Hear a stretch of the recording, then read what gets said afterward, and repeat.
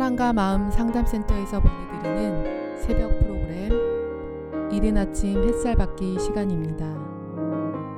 하나님의 말씀을 들으며 새롭게 되는 나를 체험하는 시간 되시길 바랍니다.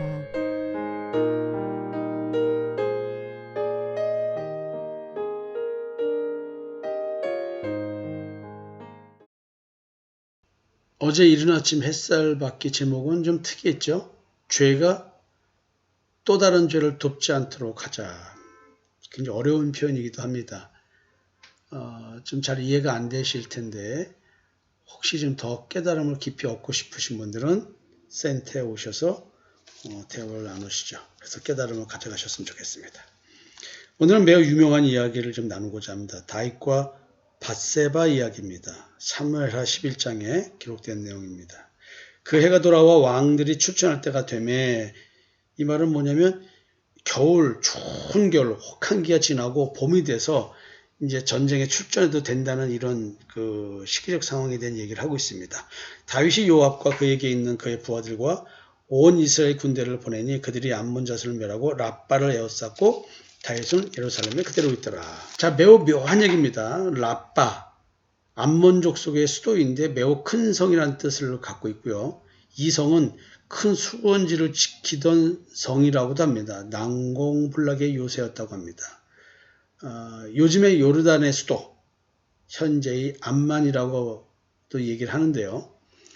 지금 전시 상황이라고 하는 비상사태에도 불구하고 왕은 편안히 예루살렘 궁에 거하고 있다.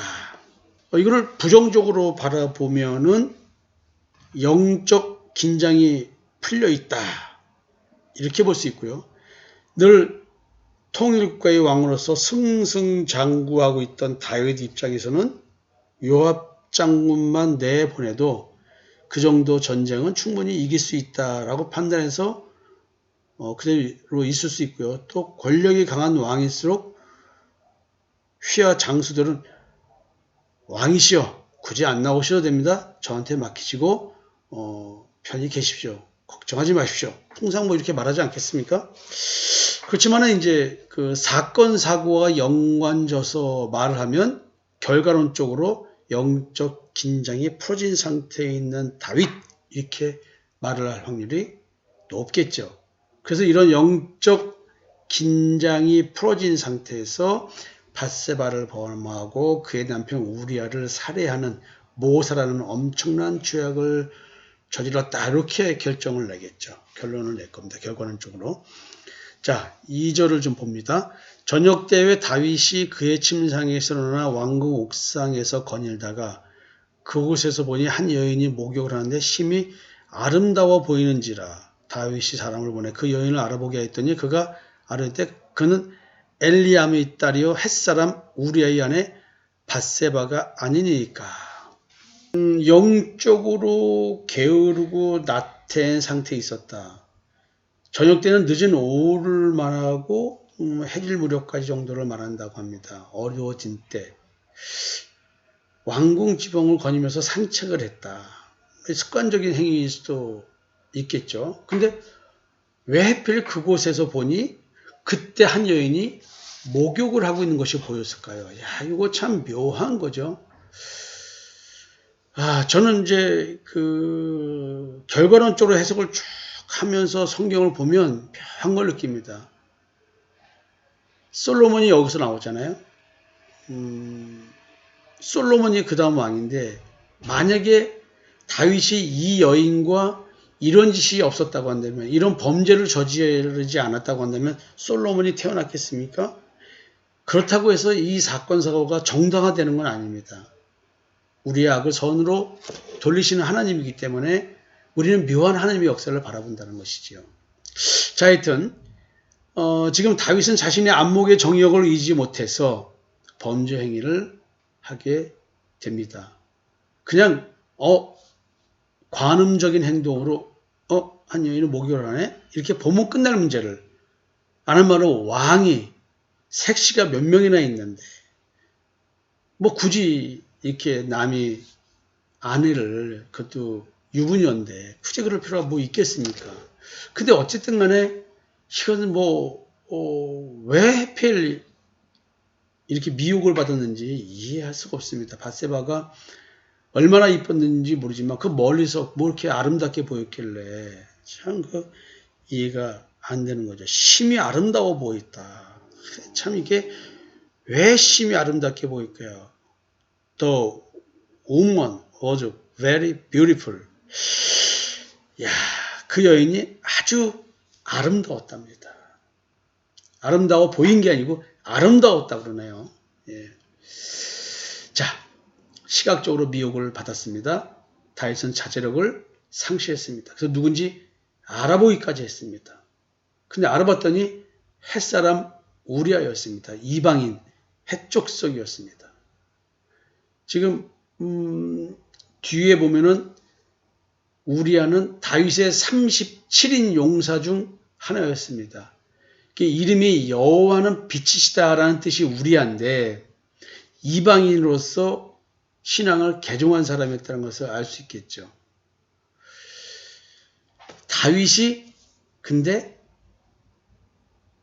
자기 옆에서 이렇게 공을 세운 용사 중에 한 명인데 그 아내를 데려오라고 해서 동침을 합니다.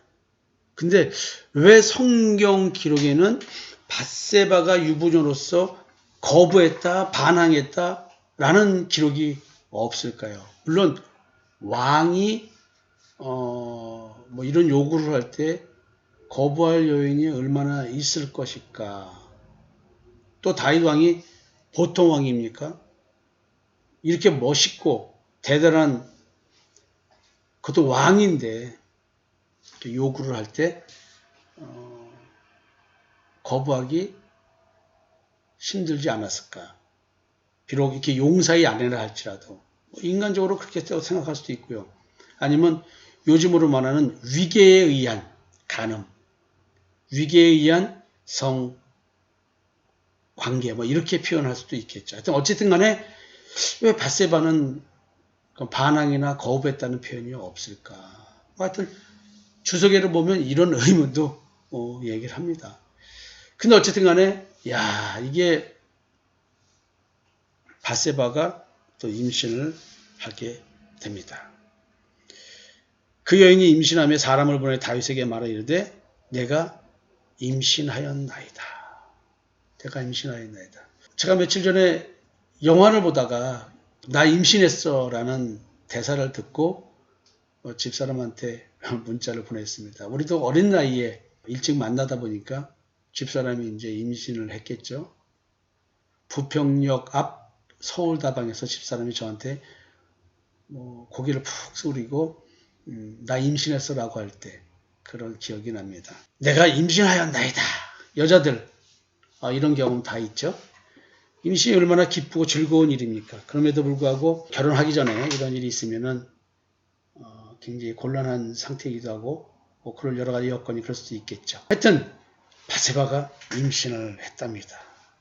다윗은 어떻게 행동을 할까요? 다윗이 요압에게 기별하여 햇사람 우리아를 내게 보내라 하며 요압이 우리아를 다윗에게 보내니 우리아가 다윗에게 이르며 다윗이 요압의 안부와 군사의 안부와 싸움이 어떠했는지를 묻고 그가 또 우리아에게 이르되 네 집으로 내려가서 발을 씻으라 하니 우리아가 왕궁에서 나아가매 왕의 음식물이 뒤따라 가니라. 그러나 우리아는 집으로 내려가지 아니하고 왕궁문에서 그의 주의 모든 부하들과 더불어 잔지라. 어떤 사람이 다윗에게 하는데 우리아가 그의 집으로 내려가지 아니하였나이다. 자, 이게 참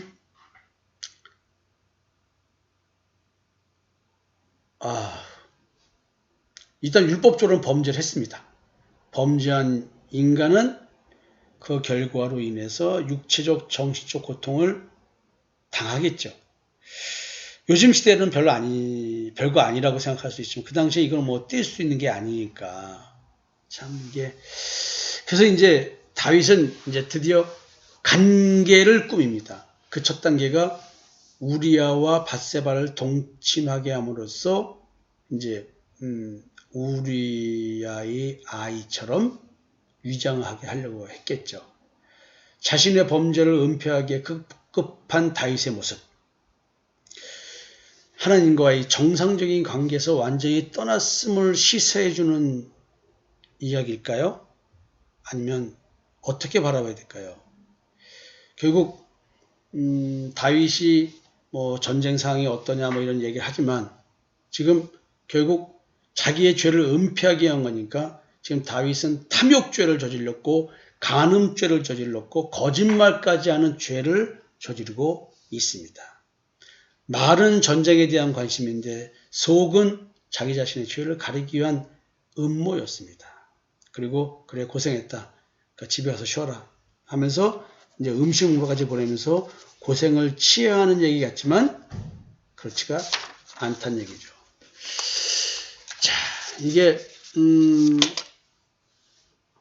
음식물이 왕이 하사는 음식물이 따라갔다고 합니다. 기만책이 불과한 그런 생이었죠. 근데 이게 어찌된 일입니까? 우리아는 왕궁문을 지키던 시병들이 거처하는 숙소에서 잠을 잤다고 합니다.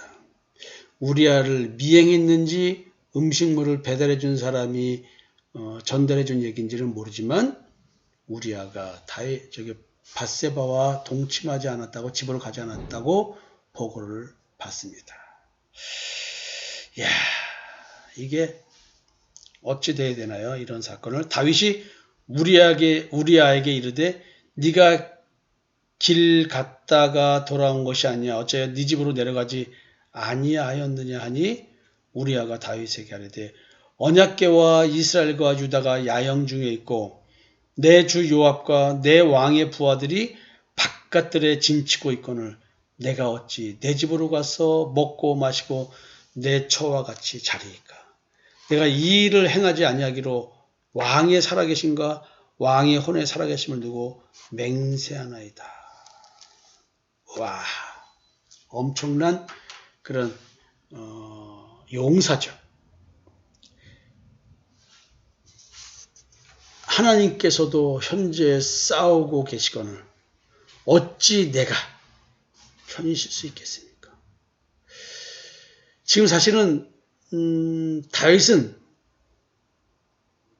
하나님의 영광에 관심이 아니라 영광에 관심이 있는 것이 아니라 자신의 죄를 은폐하는데 급급한 그러니 이 엄청난 이방인으로서 해쪽 속으로서 본인을 위해서 여태까지 공을 세웠고 또 전쟁터에서도 이렇게 신앙을 가지고 충성스럽게 하나님의 성전에 임하고 있는 이 장수의 이야기가 귀에 들어올까요? 이 충성심이? 이야, 참 안타까운 이야기입니다. 여러분, 하나님은 왜 이렇게 충성스러운 우리아를 아직은 안 죽었습니다. 이제 죽이겠죠. 이야, 죽이실까요? 다윗이 우리아에게 이르되 오늘도 여기 있으라 내일은 내가 너를 보내리라. 우리아가 그날에 예루살렘에 머무니라. 이튿날 다윗이 그를 불러서 그로 그 앞에서 먹고 마시고 취하게 하니 저녁 때에 그가 나가서 그의 주의 부하들과 더불어 침상에 눕고 그의 집으로 내려가지 아니하니라. 마치 어쩌면은 술에 취하기 위해서 술에 힘을 빌어서 충동적인 생각을 하게끔 만들어서 자기 아내를 찾아가서 욕정을 푸는 이렇게 다윗은 이제 비열한 방법을 쓰고 있는 것이 아닌가 이렇게 유도를 하려고 참 죄를 가리기 위한 우리들의 행동은 이렇다는 거죠. 만약에 우리가요 우리 마음속에 죄를 가지고 얘기해 보자고요. 마음속에 내가 아주 강한 수치심으로 갖고 있는 죄가 있습니다. 들춰줘서도 안 되고 누가 알아서도 안 되는 내 마음속에 나만이 알고 있는 수치심이 있습니다. 여러분 이것을 죄가 이용하면 우리는 이런 다윗과 같이 이렇게 가리기 위한 계속 죄를 범하게 됩니다. 처음에는 안목의 정욕으로 우리가 죄를 짓지만 탐욕죄를 짓지만 그 다음에 또 행위로 움직이는 죄를 짓게 되고 또 그 행위를 가리기 위해서 또 우리는 다른 죄를 짓게 되고 끊임없이 그 마음속에 강한 수치심을 지우기 위해서 가리기 위해서 끊임없이 우리는 죄를 범하게 된다는 것입니다. 어마어마한 죄를 짓게 됩니다. 아침이 되매 다윗이 편지를 써서 우리아의 손에 들려 요압에게 보내니 그 편지에 써서 이르기를 너희가 우리아를 맹렬한 싸움에 앞세워두고 너희는 뒤로 물러가서 그로 맞아 죽게 하라. 여러분, 이게 할 짓입니까? 그러나 우리는 내 마음속에 수치심을 감추기 위해서 나에게 그렇게 중요한 사람이었던, 나를 위해서 목숨을 바쳤던 그런 사람까지도 죽이게 만든다는 것이죠. 어쩌면 우리들의 삶의 관계에서도 이렇게 큰 일은 없지만 마음의 문제를 놓고 얘기해 봅시다. 우리는 나에게 가장 가까운 사람도 내 마음의 수치를 가리기 위해서 그 사람을 업신여기고 무시하고 멸시하고 죽이려 들 수도 있습니다. 여기서 죽인다는 말은 진짜 생명을 빼앗는 상대를 살인하는 것을 말하는 것이 아니라 그 정도로 자기 자신을 가리기 위해서 상대에게 상처를 주고 아프게 할 수 있다는 것입니다. 우리아를 죽게 하라. 저 사람 때문에 내가 수치를 겪기 때문에 저 사람을 죽여야 됩니다. 근데 그 사람이 죄를 지은 게 아니라 자기 마음속에 그 수치 때문에 그런 것이거든요. 어려운 얘기일까요?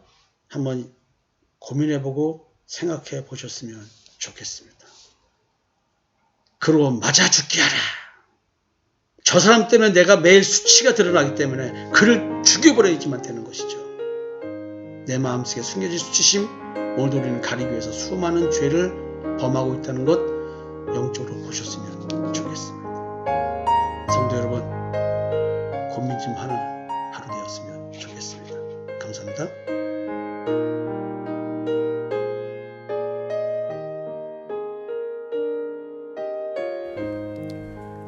지금까지 사랑과 마음 상담센터에서 보내드리는 새벽 프로그램 이른 아침 햇살 받기였습니다.